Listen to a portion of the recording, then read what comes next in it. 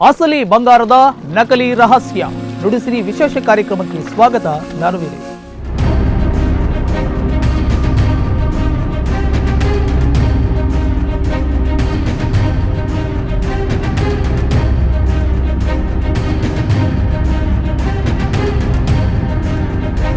ಅದು ಕೇರಳದ ಗ್ಯಾಂಗ್. ಶಾಂತವಾದ ಜಿಲ್ಲೆ ಎನಿಸಿಕೊಂಡಿರುವ ನಮ್ಮ ಉತ್ತರ ಕನ್ನಡ ಜಿಲ್ಲೆಯನ್ನೇ ಟಾರ್ಗೆಟ್ ಮಾಡಿಕೊಂಡಿತ್ತು. ಕೇರಳದಿಂದ ಶಿರಸಿಯ ಬನವಾಸಿಗೆ ಬಂದು ಧೋಕಾ ಮಾಡ್ತಿತ್ತು. ಹೊಂಚು ಹಾಕಿ ಸಂಚು ಮಾಡಿ ಲಕ್ಷ ಲಕ್ಷ ಹಣ ದೋಚಿಕೊಂಡು ಹೋಗ್ತಿತ್ತು. ಆದ್ರೀಗ ನಮ್ಮ ಉತ್ತರ ಕನ್ನಡ ಜಿಲ್ಲೆಯ ಪೊಲೀಸರು ಕೇವಲ ವಾರದೊಳಗೆ ಕೇರಳದ ಗ್ಯಾಂಗ್ ಹೆಡೆಮುರಿ ಕಟ್ಟಿ ಜಿಲ್ಲೆಯ ಜನರಿಗೆ ನೆಮ್ಮದಿ ದೊರಕಿಸಿಕೊಟ್ಟಿದ್ದಾರೆ.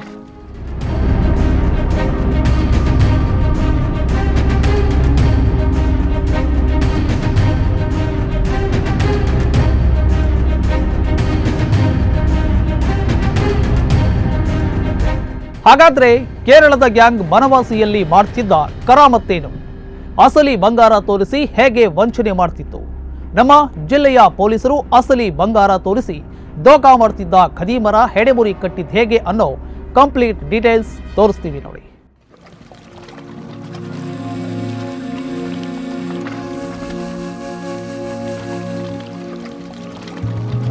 ಶಿರಸಿ ನಮ್ಮ ಉತ್ತರ ಕನ್ನಡ ಜಿಲ್ಲೆಯ 12 ತಾಲೂಕುಗಳಲ್ಲೇ ವಾಣಿಜ್ಯ ಕೇಂದ್ರ ಎನಿಸಿಕೊಂಡಿರುವ ತಾಲೂಕು. ಅಡಿಕೆ ತೋಟಗಳು, ಕಾಡುಗಳು ಹಾಗೂ ಜಲಪಾತಗಳಿಂದ ಕೂಡಿದ್ದು ನೈಸರ್ಗಿಕವಾಗಿ ಸಂಪದ್ಭರಿತವಾದ ಜಿಲ್ಲೆ. ಅಡಿಕೆ ಬೆಳೆ ಮತ್ತು ಮಾರಾಟ ಇಲ್ಲಿನ ಆರ್ಥಿಕತೆಯ ಬೆನ್ನೆಲುಬು. ಎಲ್ಲಕ್ಕಿಂತ ಹೆಚ್ಚಾಗಿ ಜಗತ್ತು ಪ್ರಸಿದ್ಧ ಶಿರಸಿ ಮಾರಿಕಾಂಬಾ ಜಾತ್ರೆಯಿಂದ ಶಿರಸಿ ಯಾರಿಗೆ ತಾನೇ ಗೊತ್ತಿಲ್ಲ ಹೇಳಿ.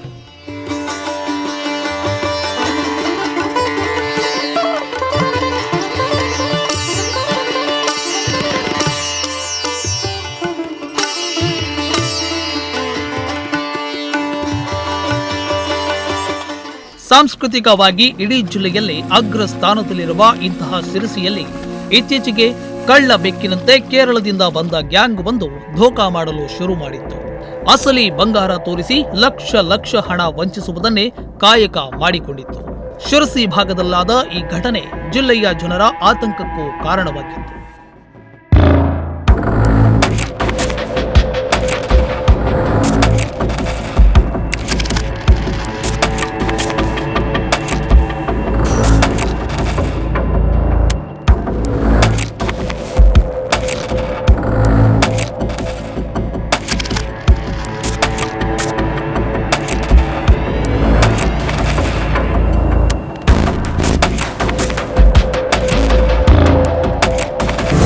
ಕೇರಳದಿಂದ ಬಂದು ಬನವಾಸಿಯಲ್ಲಿ ಕಣ್ಣಾ ಮುಚ್ಚಾಲೆ ಆಡ್ತಿದ್ದ ಖದೀಮರು.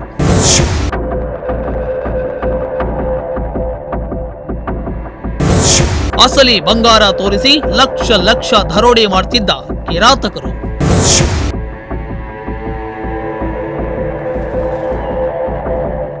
ಹೌದು, ಶಿರಸಿಯ ಬನವಾಸಿಯಲ್ಲಿ ಕೇರಳದ ಈ ಖದೀಮರ ಗ್ಯಾಂಗ್ ಅಸಲಿ ಬಂಗಾರ ತೋರಿಸಿ ಯಾಮಾರಿಸುತ್ತಿತ್ತು. ಅಸಲಿ ಬಂಗಾರದ ಆಸೆಗೆ ಬಿದ್ದವರನ್ನ ನಿರ್ಜನ ಪ್ರದೇಶಕ್ಕೆ ಕರೆದೊಯ್ದು ಅವರ ಬಳಿಯಿದ್ದ ಹಣ ದರೋಡೆ ಮಾಡಿ ಎಸ್ಕೇಪ್ ಆಗ್ತಿತ್ತು. ಚಿನ್ನ ಸಿಗುತ್ತಲ್ಲ ಅಂತ ಆಸೆಗೆ ಬಿದ್ದು ಹೋದವರು ಹಣ ಕಳೆದುಕೊಂಡು ಮೋಸ ಹೋಗ್ತಿದ್ರು. ಆಗಸ್ಟ್ 4ರಂದು ದರೋಡೆ, ಬನವಾಸಿ ಠಾಣೆಯಲ್ಲಿ ದೂರು ದಾಖಲು. ಇದೇ ವಿಚಾರವಾಗಿ ಆಗಸ್ಟ್ 4ರಂದು ಬನವಾಸಿ ಪೊಲೀಸ್ ಠಾಣೆಯಲ್ಲಿ ದೂರು ದಾಖಲಾಗಿತ್ತು. ಶಿರಸಿ ತಾಲೂಕಿನ ಮಳಲ್ಗಾಂವ್ ಹತ್ತಿರ ಕೇರಳ ಮೂಲದ ಇಬ್ಬರಿಗೆ ಈ ಗ್ಯಾಂಗ್ ಹಳೆ ಕಾಲದ ಬಂಗಾರ ತೋರಿಸಿ 9 ಲಕ್ಷ ರೂಪಾಯಿ ದರೋಡೆ ಮಾಡಿತ್ತು. ಮೊದಲಿಗೆ ಅಸಲಿ ಬಂಗಾರವನ್ನ ತೋರಿಸಿ ನಂತರ ಹಣ ದೋಚಿಕೊಂಡು ಪರಾರಿಯಾಗಿತ್ತು. ಸಿಪಿಐ ಶಶಿಕಾಂತ್ ವರ್ಮಾ ಪ್ರಕರಣ ದಾಖಲಿಸಿಕೊಂಡು ಎಸ್ಪಿ ಎಂ ನಾರಾಯಣ ಅವರ ಮಾರ್ಗದರ್ಶನದಲ್ಲಿ ತನಿಖೆ ನಡೆಸೋಕೆ ಫೀಲ್ಡಿಗಿಳಿದಿತ್ತು. ಕೇರಳ ಗ್ಯಾಂಗ್ನ ಅಸಲಿ ಬಂಗಾರದ ರಹಸ್ಯವೇನು ಗೊತ್ತಾ? ಓರ್ವ ವಿಶೇಷ ಚೇತನ ವ್ಯಕ್ತಿ ಬಂಗಾರ ಕೊಡುವುದಾಗಿ ಹೇಳಿ ಕೇರಳದ ಸಚಿನ್ ಶಿವಾಜಿ ಗಾಯಕ್ವಾಡ್ ಎನ್ನುವವರನ್ನ ವಿಶ್ವಾಸದಿಂದ ಮಾತನಾಡಿಸಿ ತಿಂಗಳ ಮೊದಲು 800 ಮಿಲಿ ಬಂಗಾರ ನೀಡಿದರು. ಬಳಿಕ ಸಚಿನ್ ತನ್ನ ಊರಿಗೆ ಹೋಗಿ ಪರೀಕ್ಷಿಸಿದಾಗ ಅಸಲಿ ಬಂಗಾರ ಅನ್ನೋದು ಗೊತ್ತಾಗುತ್ತೆ. ಹೀಗಾಗಿ ಸಚಿನ್ ವಿಶೇಷ ಚೇತನರಿಗೆ ಕರೆ ಮಾಡಿ ಬಂಗಾರ ಬೇಕು ಎಂದು ಹೇಳ್ತಾರೆ. ಆಗ ವಿಶೇಷ ಚೇತನ ವ್ಯಕ್ತಿ ಶಿರಸಿ ಹಾನಗಲ್ ರಸ್ತೆಯಲ್ಲಿರುವ ಮಳಲ್ಗಾಂವ್ ಬಸ್ ನಿಲ್ದಾಣದ ಹತ್ತಿರ ಬರಲು ಹೇಳ್ತಾರೆ. ಆಗಸ್ಟ್ 4ರಂದು ಬೆಳಗ್ಗೆ 11:45ಕ್ಕೆ ಆರೋಪಿತರು ತಿಳಿಸಿದ ಜಾಗಕ್ಕೆ ಸಚಿನ್ ತಮ್ಮೊಂದಿಗೆ ಮಲಪುರದ ವಿಷ್ಣು ನಾರಾಯಣ್ ಜೊತೆಗೆ ಬಂದಿದ್ದಾರೆ. ಆದರೆ ಆರೋಪಿತರ ಬಳಿ ಹೋದಾಗ ದಾಳಿ ನಡೆಸಿ ಹೊಡೆದು ಬಡಿದು ಇವರ ಬಳಿಯಿದ್ದ 9,11,000 ರೂಪಾಯಿಯನ್ನ ದೋಚಿಕೊಂಡು ಪರಾರಿಯಾಗಿದೆ. ಇತ್ತ ಬಂಗಾರವೂ ಇಲ್ಲ, ತೆಗೆದುಕೊಂಡು ಹೋದ ಹಣವೂ ಇಲ್ಲದೆ ಸಚಿನ್ ಮತ್ತು ಜೊತೆಗಿದ್ದ ವಿಷ್ಣು ನಾರಾಯಣ್ ಪೇಚು ಮೋರೆ ಹಾಕಿಕೊಂಡು ಬಂದಿದ್ದಾರೆ. ಸೀದಾ ಬನವಾಸಿ ಪೊಲೀಸ್ ಠಾಣೆಗೆ ಬಂದು ತಮಗಾದ ವಂಚನೆಯ ಬಗ್ಗೆ ತಿಳಿಸಿ ದೂರು ದಾಖಲಿಸಿದರು.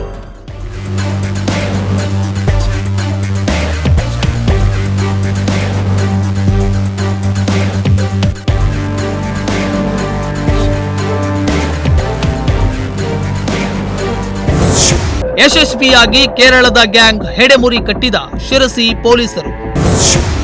ಎಸ್ಪಿ ಎಂ ನಾರಾಯಣ್ ಅವರ ಸೂಚನೆಯಂತೆ ಶಿರಸಿ ಮತ್ತು ಬನವಾಸಿ ಪೊಲೀಸರು ಈ ಪ್ರಕರಣವನ್ನ ಸವಾಲಾಗಿ ತೆಗೆದುಕೊಂಡಿದ್ದರು. ಹೆಚ್ಚುವರಿ SP city Jayakumar, M Jagadish ಮಾರ್ಗದರ್ಶನದಲ್ಲಿ ಕೆಎಲ್ ಗಣೇಶ್, ಸಿಪಿಐ ಶಶಿಕಾಂತ್ ವರ್ಮಾ ನೇತೃತ್ವದಲ್ಲಿ ತಂಡವನ್ನ ರಚಿಸಲಾಗಿತ್ತು. ಪಿಎಸ್ಐಗಳಾದ ಯಲ್ಲಾಲಿಂಗ ಕುನ್ನೂರ್, ಸುನಿಲ್ ಕುಮಾರ್, ಮಹಾಂತಪ್ಪ ಕುಂಬಾರ್, ಸಿಬ್ಬಂದಿಗಳಾದ ನಾಗಪ್ಪ ಲಮಾಣಿ, ಉದಯ್ ಗುನಗ, ಸತೀಶ್ ಭಟ್, ಕೋಟೇಶ್ ನಾಗರವಳ್ಳಿ, ರಾಮಯ್ಯ ಪೂಜಾರಿ, ಸದ್ದಾಂ ಹುಸೇನ್, ಹನುಮಂತ್ ಮಾಕಾಪುರ, ಶಿವರಾಜ್ ಎಸ್, ಬಸವರಾಜ್ ಜಾಡರ್, ನಾರಾಯಣ್ ಎಂಎಸ್, ಪಾಂಡುರಂಗ, ಕೃಷ್ಣ, ಮಲ್ಲೇಶ್ ಕಾರ್ಯಾಚರಣೆಯಲ್ಲಿ ಪಾಲ್ಗೊಂಡಿದ್ದರು. ಆದ್ರಲ್ಲಿ ಪೊಲೀಸರಿಗೆ ಕದಿಮರ ಚಹರಿಯಾಗಲಿ ಸುಳಿವಾಗಲಿ ಗೊತ್ತೇ ಇರಲಿಲ್ಲ. ಸಚಿನ್ ಕೊಟ್ಟಿದ್ದ ನಂಬರ್ ಕೂಡ ಸ್ವಿಚ್ ಆಫ್ ಆಗಿತ್ತು. ಆ ನಂಬರ್ನ ಜಾಡು ಹಿಡಿದಾಗ ಅದು ಕೂಡ ಫೇಕ್ ನಂಬರ್ ಆಗಿತ್ತು. ಹೀಗಾಗಿ ಸಣ್ಣ ಸುಳಿವು ಇರದ ಗ್ಯಾಂಗ್ ಅನ್ನ ಪತ್ತೆ ಹಚ್ಚೋದು ಪೊಲೀಸರಿಗೆ ತಲೆನೋವಾಗಿತ್ತು. ಆದರೂ ಛಲ ಬಿಡದ ಪೊಲೀಸರು ಸಚಿನ್ ಗಾಯಕ್ವಾಡ್ಗೆ ವಂಚಿಸಿದ ವಿಶೇಷ ಚೇತನ ವ್ಯಕ್ತಿಯನ್ನ ಪತ್ತೆ ಹಚ್ಚಿದ್ದಾರೆ. ಆ ವ್ಯಕ್ತಿಯನ್ನ ಪತ್ತೆ ಹಚ್ಚಲು ಬಳಸಿದ ರಣತಂತ್ರವೇನು ಅನ್ನೋದನ್ನ ಎಸ್ಪಿ ನಾರಾಯಣ್ ಅವರು ಹೇಳ್ತಾರೆ, ಕೇಳಿಸಿಕೊಳ್ಳಿ. ನಮಗೆ ಯಾವುದೇ ಫೋಟೋ ಇರಲಿಲ್ಲ, ಮತ್ತೆ ಒಂದು ನಂಬರ್ ಇತ್ತು, ಅದು ಸಹ ಸ್ವಿಚ್ ಆಫ್ ಆಗಿತ್ತು, ಮತ್ತೆ ಅದು ಸಹ ಆ ನಂಬರ್ ಹುಡ್ಕೊಂಡು ಹೋಗಿದಾಗ ಅದು ತಿರ್ಗಾ ಫೇಕ್ ನಂಬರ್ ಆಗಿತ್ತು. ಅಂದರೆ ನಮಗೆ ಯಾವುದು ಇನ್ವೆಸ್ಟಿಗೇಷನ್ ಫಸ್ಟ್ ಡೇ ನಮಗೆ ಗೊತ್ತಾಗಿಲ್ಲ. ಬಟ್ ಚಾಲೆಂಜ್ ಆಗಿ ತಗೊಂಡಂತಹ ನಮ್ಮ ಬನವಾಸಿ ಮತ್ತು ಸಿರ್ಸಿ ಕ್ರೈಮ್ ಸ್ಟಾಫ್ ನಮ್ಮ ಸಿಬ್ಬಂದಿಗಳಾದ ನಾಗಪ್ಪ ಲಮಾನಿ, ಉದಯ್ ಗುನುಗ, ಸತೀಶ್ ಭಟ್, ಕೋಟೇಶ್ ನಾಗರವಳ್ಳಿ, ರಾಮಯ್ಯ ಪೂಜಾರಿ, ಸದ್ದಾಂ ಹುಸೇನ್, ಬಡೆ ಕಾಶಪ್ಪನವರ್, ಹನುಮಂತ್ ಮಕಾಪುರ್, ಶಿವರಾಜ್, ಬಸವರಾಜ್ ಜಾಡರ್, ಮಂಜಪ್ಪ, ನಾರಾಯಣ ಎಸ್ಎನ್ ಮತ್ತು ಜೀಪ್ ಚಾಲಕ ಪಾಂಡುರಂಗ ಮತ್ತು ಮಲ್ಲೇಶ್ ಕೃಷ್ಣ ಇವ್ರ ಜೊತೆ ಯಲ್ಲಾಲಿಂಗ ಕುನ್ನೂರ್ PSI ಕಾನೂನು ಸುವ್ಯವಸ್ಥೆ, ಸುನಿಲ್ ಕುಮಾರ್ PSI ತನಿಖೆ Banavasi police station, Rajkumar PSI Sirsi ಹೊಸ ಮಾರ್ಕೆಟ್ ಠಾಣೆ, ಮಹಾಂತೇಶ ಕುಂಬಾರ್, ಶಶಿಕಾಂತ ವರ್ಮಾ ಅವರು ಮತ್ತು ಇವರೆಲ್ಲ 3 ತಂಡಗಳನ್ನ ರಚನೆ ಮಾಡಿದ್ಮೇಲೆ ನಮಗೆ ಈ ಥರ ನಂಬಿಸಿ ಮೋಸ ಮಾಡೋದು ಅಂತ ಅಷ್ಟು ಗೊತ್ತಾಗಿದೆ. ಹಾಗಾಗಿ ಯಾರು ಇರ್ಬೋದು ಅನ್ನೋದು ನಾವು ಕನ್ವೆನ್ಷನಲ್ ಮೆಥಡಲ್ಲಿ ಯಾವುದೇ CDR ಆಗಿ ಅಥವಾ ಕಾಲ್ ಡೀಟೇಲ್ಸಲ್ಲಿ ನಮ್ಗೆ ಯಾವ ಕೇಸು ಪತ್ತೆ ಆಗಿಲ್ಲ. ಇದರಲ್ಲಿ ನಮ್ಮ ಕನ್ವೆನ್ಷನಲ್ ಪೊಲೀಸ್ ಮೆಥಡ್ಸಲ್ಲಿ ಈ ಥರ ಮಾಡೋಂಥ ಆಸಾಮಿಗಳು ಯಾರಿದ್ರು ಹುಡುಕಿದಾಗ ನಮ್ಮ ಜಗದೀಶ್ ಅವರು ಅರ್ಪಣೆಯಲ್ಲಿ ಕೆಲಸ ಮಾಡಿದ್ದು, ಜಗದೀಶ್ ಅವರಿಗೆ ಮತ್ತು ನಮ್ಮ DSP ಅವರಿಗೆ ತುಂಬ ಈ ಥರ ಗ್ಯಾಂಗ್ಗಳ ಬಗ್ಗೆ ನಾವು SCR ಅಂದರೆ ಸ್ಟೇಟ್ ಕ್ರೈಮ್ ರಿಕಾರ್ಡ್ಸ್ ಬ್ಯೂರೋದಲ್ಲಿ ಈ ಥರ ಅಫೆನ್ಸ್ ಯಾರು ಮಾಡಿದ್ದಾರೆ ಅನ್ನೋದನ್ನ ಒಂದು. ಎರಡನೇದು ನಮ್ಮ ಸಿಬ್ಬಂದಿ ಆದಂಥ ರಾಮಯ್ಯ ಅವರು ಅದಕ್ಕೆ ಎಲ್ಲ ಕ್ರೈಮ್ ಸ್ಟಾಫ್ನ ನಾವು ಎಲ್ಲರನ್ನೂ ನೋಡಿದಾಗ ಈ ಥರ ಅಂಗವಿಕೃತ ವ್ಯಕ್ತಿ ಇದರ ದುಡ್ಡು ಯಾರು ವ್ಯಾಪಾರಿಸಬೇಕು ಅಂತ ನೋಡಿದಾಗ ನಮಗೆ ಒಂದು 5 ಅಂದರೆ 10 ಹೆಸರುಗಳು ಗೊತ್ತಿರುತ್ತೆ.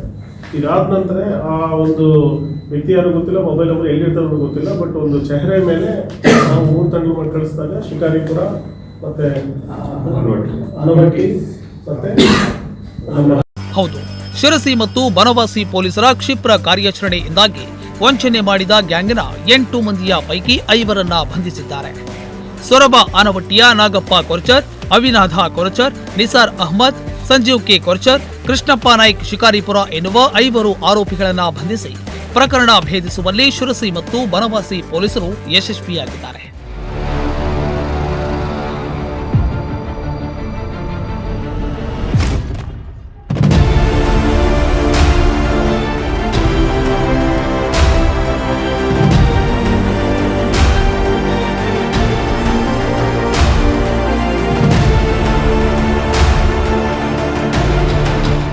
ಇನ್ನು ಈ ಪ್ರಕರಣದಲ್ಲಿ ರಾಮಯ್ಯ ಪೂಜಾರಿ ಕಾರ್ಯ ಗಮನಾರ್ಹ ಎಂದು ಬಣ್ಣಿಸಿದ ಎಸ್ಪಿ ಸಾಹೇಬ್ರು ರಾಮಯ್ಯ ಅವರ ಕಾರ್ಯ ಮೆಚ್ಚಿ ಸಿಎಂ ಬಂಗಾರದ ಪದಕಕ್ಕೆ ಶಿಫಾರಸು ಮಾಡುತ್ತೇವೆ ಎಂದು ಹೇಳಿದ್ದಾರೆ.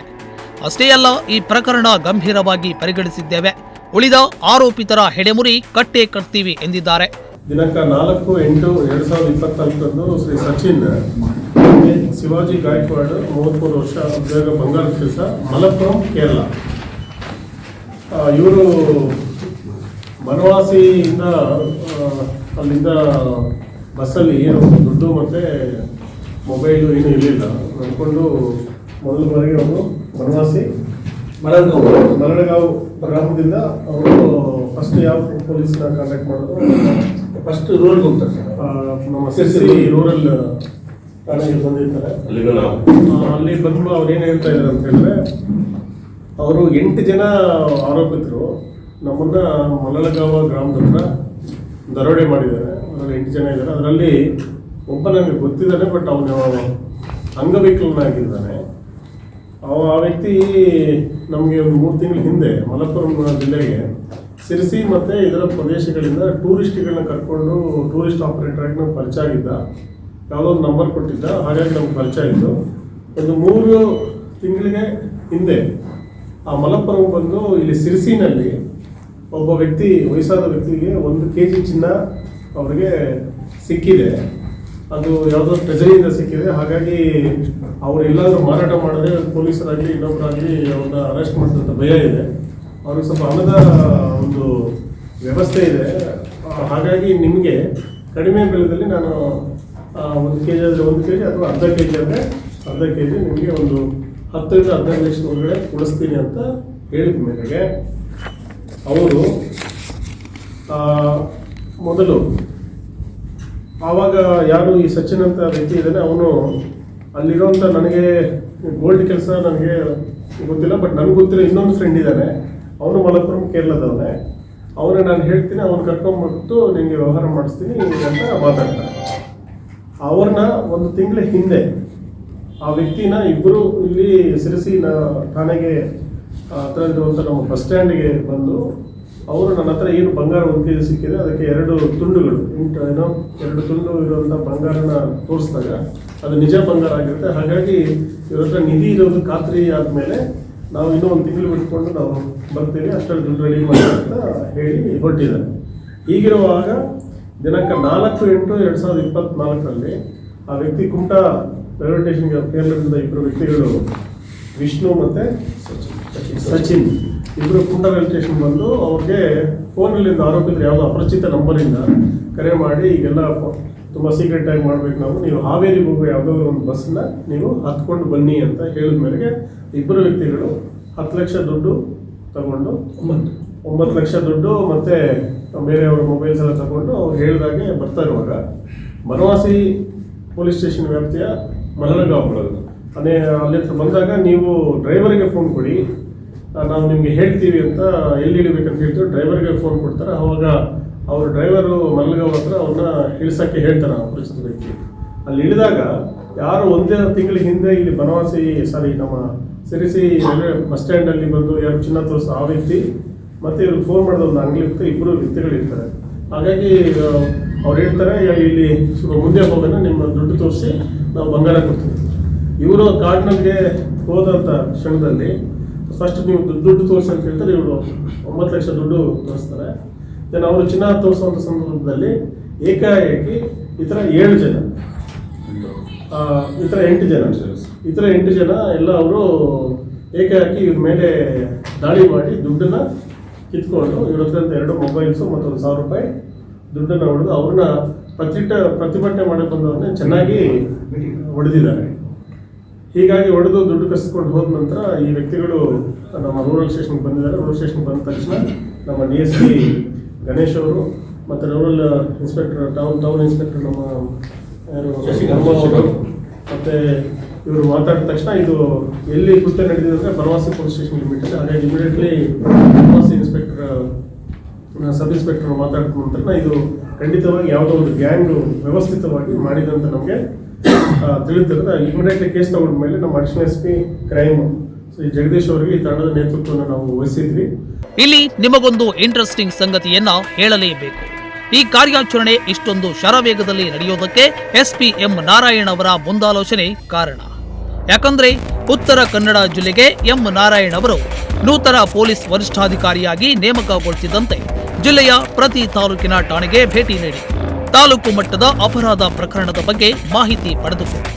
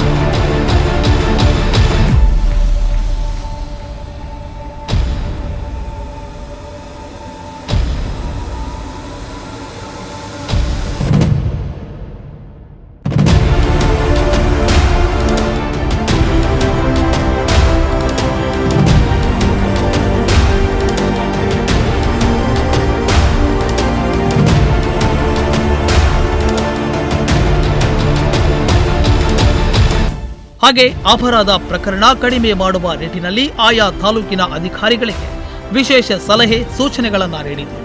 ಪ್ರತಿ ಪ್ರಕರಣದ ತನಿಖೆಯ ಪ್ರಗತಿಯನ್ನು ಖುದ್ದಾಗಿ ತಾವೇ ವಿಚಾರಿಸುತ್ತಿದ್ದಾರೆ. ಎಸ್ಪಿ ನಾರಾಯಣ್ ಅವರ ಈ ಕ್ಷಿಪ್ರ ಕಾರ್ಯಾಚರಣೆ ಸಿದ್ಧಾಂತ ಜಿಲ್ಲೆಯಲ್ಲಿ ವಂಚನೆ ಮಾಡುವ ಹೊರ ರಾಜ್ಯಗಳ ಗ್ಯಾಂಗ್ಗೂ ಕಂಟಕ ಪ್ರಾಯವಾಗಿದೆ. ನಮ್ಮ ಜಿಲ್ಲೆಯ ಪೊಲೀಸರ ಈ ಕ್ಷಿಪ್ರ ಕಾರ್ಯಾಚರಣೆಗೆ ನುಡಿಸಿರಿ ವಾಹಿನಿ ಕೂಡ ಅಭಿನಂದನೆಗಳನ್ನು ತಿಳಿಸುತ್ತದೆ. Nudisiri news desk, Honnavar.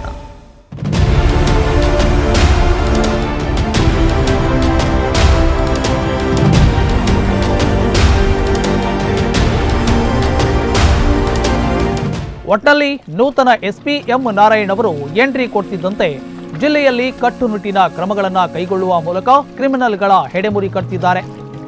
ಇದೇ ಇವತ್ತಿನ ವಿಶೇಷ. ನಿರಂತರ ಸುದ್ದಿ ಮತ್ತು ಮನೋರಂಜನೆಗಾಗಿ ನೋಡ್ತಾ ಇರಿ ನುಡಿಸಿರಿ ವಾಹಿನಿಯನ್ನು. ಇದು ಕರುನಾಡಿನ ನಾಡಿ ನ್ಯೂಸ್.